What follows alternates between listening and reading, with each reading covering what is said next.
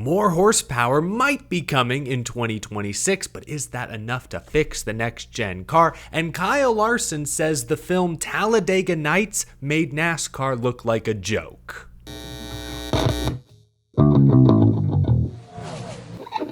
How's it going, y'all? My name is Eric. Welcome to Out of the Groove. NASCAR social media is in mid-season form. This week, fans are arguing about the playoff format, complaining about the next-gen car. Kyle Larson is giving us unsolicited movie reviews. A lot to cover in this episode. Let's start there. Kyle Larson was on Julian Edelman's Games with Names podcast this week and had this to say about the 2006 Will Ferrell film Talladega Nights. I like the movie. I think it did not do anything good for our sport. I think it turned our sport into like a joke, unfortunately. Pretty crazy that this film is almost 20 years old and still generating strong opinions today. This might be a hot take, but I actually agree with Kyle Larson's statement. I too enjoyed the movie. I think Talladega Nights is a solid mid-2000s comedy. But I also agree that it did nothing to help grow stock car racing. It's great that so many of us NASCAR fans can laugh at ourselves. The problem is this movie wasn't just made for race fans. Talladega Nights made $300 million at the box office alone. It became a mainstream classic. It wasn't just NASCAR fans laughing at NASCAR, it became the mainstream laughing at NASCAR. The movie played up every Southern stereotype right when NASCAR was at the cusp of breaking into the worldwide mainstream permanently. Look at it this way, the Pixar movie Cars came out the same year. And strangely enough, despite being an animated film about talking vehicles, it took the sport much more seriously. It glamorized stock car racing. I have met so many NASCAR fans who got into the sport as a kid because of Lightning McQueen. Raja Caruth, a literal NASCAR driver, a winner, got into NASCAR because of the movie Cars. I have never met a single person who became a NASCAR fan because they watched Talladega Nights. I'm sure those people exist, but they're few and far between. When you compare Talladega Nights to Cars, two mainstream hits that came out, hit theaters the same exact year, the difference is night and day. I agree with Kyle Larson. Talladega Nights, good film. I'm glad we can laugh at ourselves. But I don't think it helped grow the sport. I don't think long-term it did anything positive for NASCAR. So I agree. I think Kyle Larson is 100% spot on. Okay, I'm done with that rant.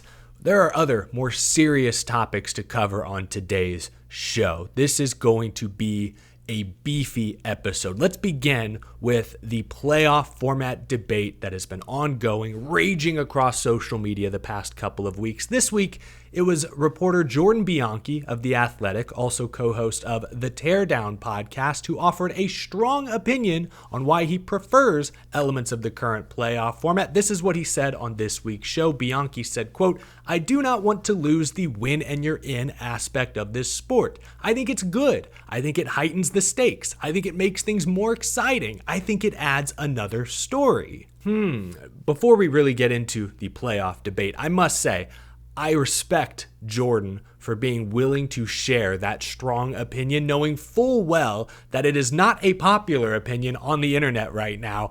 That takes guts. Denny Hamlin, I see, chimed in the replies, saying that Jordan is choosing entertainment from casuals' perspective over the sport's integrity and our core fan base. Whew, strong take. As I've explained many times in the past, I am not a fan of win and you're in. I disagree with Jordan. I do not think win and you're in should be a thing. I don't think one win should quote unquote save a driver's otherwise mediocre season. What Harrison Burton did last summer at Daytona was thrilling, was awesome.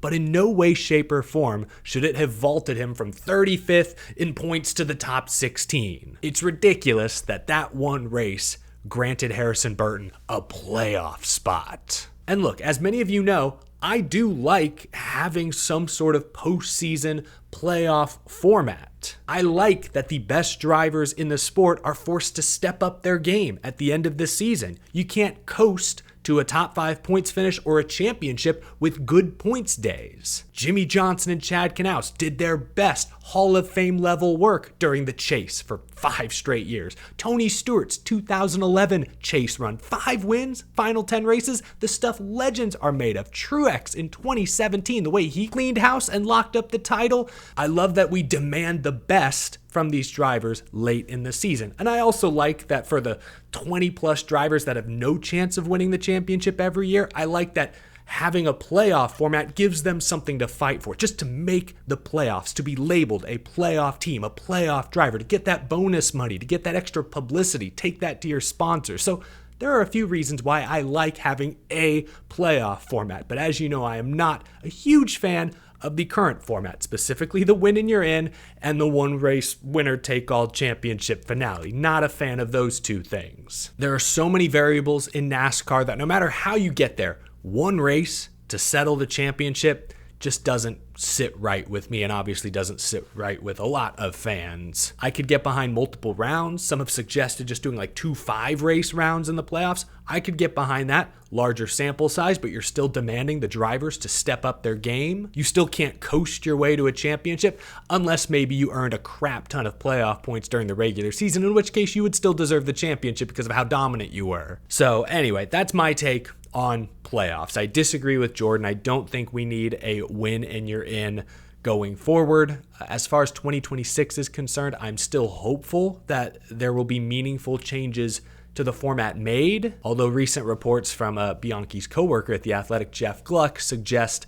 that is unlikely. The playoff format was not the only heated debate on social media this week. The next-gen car itself still needs a lot of work. William Byron did a great job holding off the field and saving enough fuel to win at Iowa this past Sunday, but it was the second time this summer that we saw someone max fuel save and still pull away from the rest of the pack. Clean air in this car is a massive advantage, and a lot of folks are getting sick of the next-gen car's shortcomings. I called it out Sunday night, and many more have chimed in this week. Like Kevin Harvick called it out on his podcast. He said, quote, "The car sucks. It's not fun seeing the car not pass the way it needs to be. It doesn't sound like we're making any ground on making it better." Denny Hamlin on his show was in a bad mood after his rough Iowa weekend, saying, quote, "Everything sucks. I don't even know where to start. I suck. The car sucks. The tire sucks. The next gen sucks. It's just everything.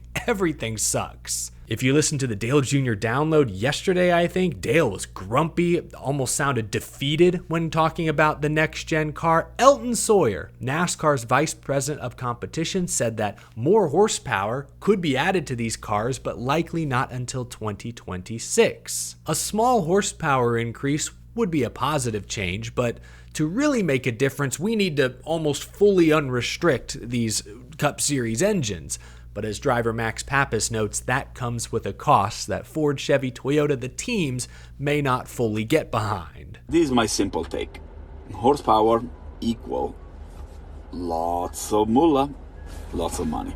Here's the thing. Obviously, I am no aero engineer, but I listen to what all these different drivers and teams say about this car. Directionally, we have a problem. There's too much real-time data, and there aren't enough variables. Analytics do have a place in sports. I have tremendous respect for how genius many of these engineers are, and it does take some human skill to apply these analytics onto the racetrack. But just like how baseball banned the shift to generate more offense, I think everyone agrees that was the right call.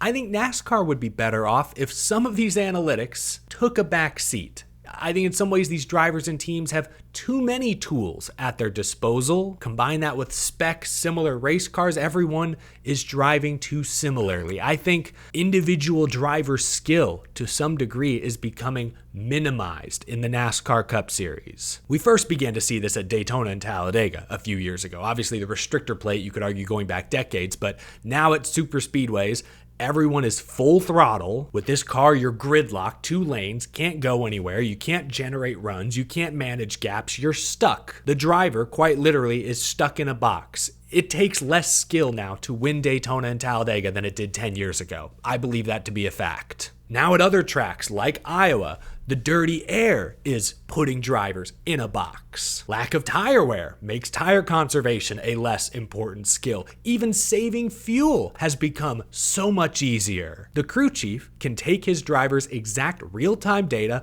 plug it into an AI model, and then tell his driver exactly where they need them to lift, exactly how much throttle to apply, where to run.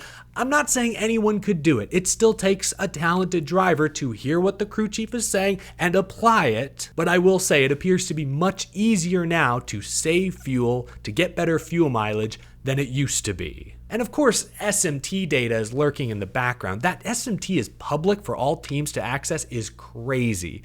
Kyle Larson's Larson line at Homestead used to be proprietary information. You could watch video, study in-car cameras, try to replicate it, but now you can see exactly how much he's holding the wheel. You can see exactly where and when he lifts, where he applies the brake. You can study it exactly. It's like getting to look at the answers to a test right before you take the test itself. Parity, yes, all the cars are closer, the drivers are closer, the strategies are closer, everything is closer because everything is the same. When everything is the same, you don't see passing and no one separates themselves. You don't see a driver emerge as a true superstar. They're just one of the many faces in that giant gridlocked pack. I don't like to criticize just to criticize. I'm just not sure what you do to fix this. It would take tremendous investment, financial investment, to overhaul the design of the next-gen car, and I would be surprised if that were to happen in the next couple of years at least. Sure, they could increase the horsepower. That would add a variable into the equation. Would it make all the difference in the world? No, but it might be a positive difference. Maybe you get rid of the rear view camera, take away one tool the drivers can use to aero block. I don't know. It's tough. There are some tracks the next-gen car still races at great. I mentioned some, like Kansas, Charlotte, Homestead, etc. But so many stock car racing staples have seen the on-track product suffer in this next-gen car era, and I share Kevin Harvick's concerns, Dale Jr.'s concerns. I don't see NASCAR doing anything dramatic to improve it in the coming months and years. By talking about it, hopefully we can put pressure on the sanctioning body and the teams and the OEMs to adapt, to adjust, but that's all we can really do in our position is apply public pressure and hope for the best. Anyway, this I think was a very long-winded episode. I warned you it was going to be beefy, thick. I'm going to stop using those adjectives now, but let me know your thoughts down in the comment section below. I know we covered a lot in this one, but let me know what you're thinking. I appreciate y'all tuning in. I will be back probably tomorrow. Earlier today, Ryan Stevens joined the show. We talked Watkins Glen. You can check out our Watkins Glen preview on my channel. That'll do it, folks. Thanks for watching. I'll see you again soon.